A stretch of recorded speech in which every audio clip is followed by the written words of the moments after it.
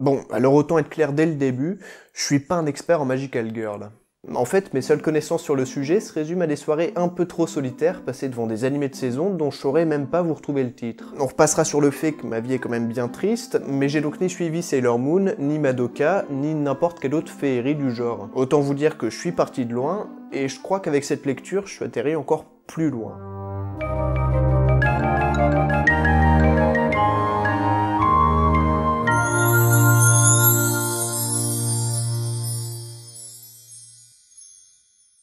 Magical Girl Boy est donc un Magical Girl de Mokon Ishokusen, terminé au Japon comme en France en 2 tomes, et c'est justement paru en France chez Akata dans leur collection What the Fuck. Ça fait 15 € l'intégrale, ce qui est largement rentabilisé par l'édition et ses pages couleurs, et surtout les petites paillettes qu'on peut retrouver sur la couverture, c'est joli.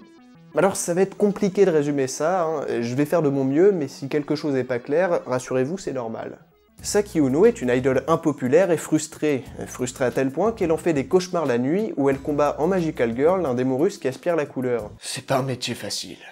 Bien sortie de son rêve, elle apprend pourtant que sa mère était une ancienne Magical Girl avant que la ménopause la rattrape, et un Yakuza se transforme devant elle en une mascotte aussi mignonne que repoussante, avant de l'obliger plus ou moins à conclure un pacte. Suite à ce pacte, elle se transforme en Magical Girl Boy, c'est-à-dire un garçon avec une jupe, et elle devra alors tabasser des bisounours bodybuildés pour sauver son prince charmant, qui n'est autre qu'un beau brun mystérieux totalement OZF. Vraiment, c'est pas un métier facile. Et ça a surtout absolument aucun sens. Ou plutôt, a priori, vu comme ça, il en a pas tellement, mais il trouve justement tout son sens dans son statut de parodie, ce qui le rend tout de suite beaucoup plus intéressant. Oui, parce que c'est facile de sortir quelque chose de son contexte, hein, mais c'est pas parce qu'on a une moustache et la jupette que tout de suite on n'est pas intelligent, hein. Et il y a surtout une nuance à faire entre intelligent et intéressant, parce que même avec son contexte, Magical Girl Boy reste un bon gros défouloir qui contentera 2 types de lecteurs, les fans de Magical Girl et les fans d'humour absurde. En gros, tout ce qu'on retrouve dans ces 2 tomes, toutes les situations, tous les personnages, tous les ressorts comiques, reposent sur des codes et des clichés du genre du Magical Girl. La petite fille mignonne et sa jolie baguette à paillettes, ça devient bûcheron qui hésite pas à en venir aux grenades pour neutraliser ses ennemis, les ennemis qui justement sont censés représenter une menace crédible représente plutôt là les cauchemars les plus torturés de votre enfance, ce qui rajoute rien en crédibilité. Et je suis pas tellement sûr que l'homme bionique avec un slip sur la tête ça soit une habitude, mais au cas où ici il y en a bien. Clairement, on est sur du comique de situation poussé à l'extrême, et même si le manga a sa propre intrigue avec sa propre conclusion, ça reste une série de sketchs tous aussi absurdes les uns que les autres. En fait, l'aspect narratif est surtout là pour amener justement des situations totalement débiles, et l'histoire avance vraiment que dans les 2-3 derniers chapitres du 2e tome, avec un climax fichtrement efficace. Est-ce que l'homme bionique avec un slip sur la tête n'était vraiment qu'un homme bionique avec un slip sur la tête? Tout ça, c'est de la poudre de perlimpinpin. Même dans le dessin, l'auteur propose déjà de très belles pages couleurs qui montrent qu'il y a quand même un certain niveau de maîtrise, mais globalement, ça reste du classique avec beaucoup de fonds vides et des trames à outrance. De quoi appuyer certains designs déjà bien dérangeants.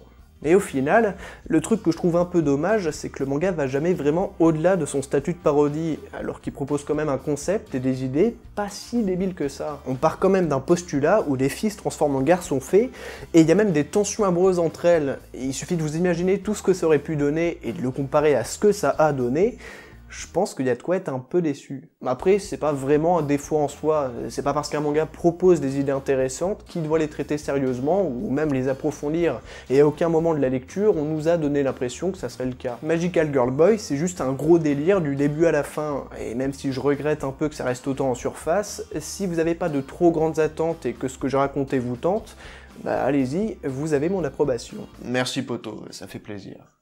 Il y a d'ailleurs un petit extrait en description si vous voulez un peu mieux appréhender le truc, et ce que je comprends tout à fait, hein, on n'est jamais trop préparé. J'espère en tout cas que cette vidéo vous aura plu. Si c'est le cas, n'hésitez pas à y laisser le petit pouce bleu à l'aide d'un coup de baguette magique ou d'un clic gauche de souris, hein, ça marche aussi. Vous pouvez laisser votre propre premier retour dans les commentaires et le partager sur les réseaux sociaux. Si vous voulez m'aider à rentabiliser ce t-shirt rose fuchsia acheté à 4,60 € sur Amazon et que je pense pas beaucoup reporter, il y a le Tipeee ici ou en description. Merci aux tipeurs et merci à vous d'avoir regardé la vidéo jusqu'au bout.